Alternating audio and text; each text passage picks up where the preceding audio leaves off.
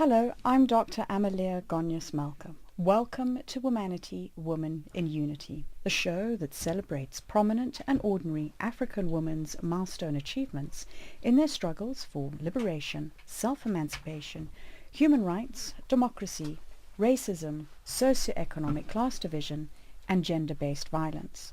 Joining us today in studio is NAZEREEN CAPTIEUX-BHANA, who is the CEO of eDEAF, an organization she founded in 2007 that focuses on training and empowering the deaf. Prior to this role, she was an anchor, field presenter, and director of Signature for Deaf Adults, a deaf television program.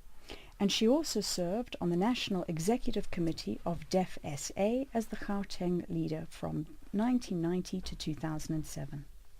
NAZEREEN was born deaf. Her first languages are English and sign language.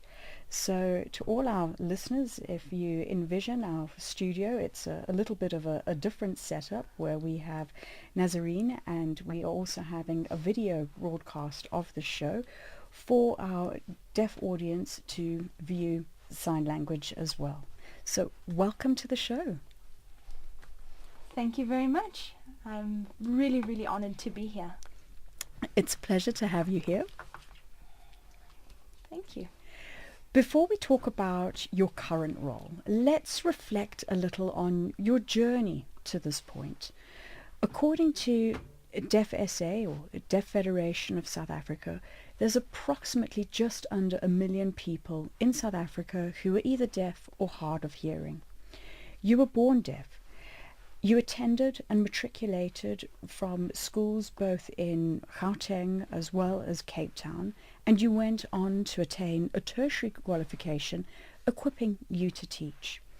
Education is a critical tool for empowerment. Can you please share with us some of your experiences and also the importance of attending a special school for deaf students? Well, absolutely. First of all, when I was in school, like you said, I was in school in Cape Town. I started school, I was about 3 or 4 years old when I started school in Johannesburg, a tiny little Indian school, which unfortunately closed down. This was during apartheid as well, and I moved to Cape Town. I attended school in Cape Town, 1,000 kilometers away from home. My family all stayed in Johannesburg. I only saw them two times a year during school holidays, but it was a wonderful school, and I learned a lot. That was where I learned sign language, everything. But unfortunately, it was an oral school, which meant that we didn't use sign language to communicate within the classroom. In the deaf hostels, that is where sign language just grew and blossomed. That was where I learned everything. We walked around with our names on a little name board so people would know who we were, and that was where we learned about deaf culture as well, and our deaf identity grew in the deaf schools. That is still the case today. I learned a lot. I did various different subjects in school. I then moved back to Johannesburg in 1985, and I started school in Johannesburg in Lenasia. That was when we did standards back in the day, standard 1, 2, 3, 4, 5. I unfortunately did not finish matric. I did a N level, it's called N1, N2, N3, so those are more technical subjects. So looking back on my schooling experience, the school is amazing. It's where I got my deaf identity. Education in South Africa, there's still big barriers. We only have about 44 schools for the deaf throughout South Africa, and about 10 offer matric. So we have all of our deaf learners and only 10 schools offer matric. So there's huge barriers in terms of tertiary education, job market, with business demands of a matric, nowadays. So those are already the huge barriers for deaf education. So those very few who do manage to get tertiary education then also can't afford to have an interpreter with them.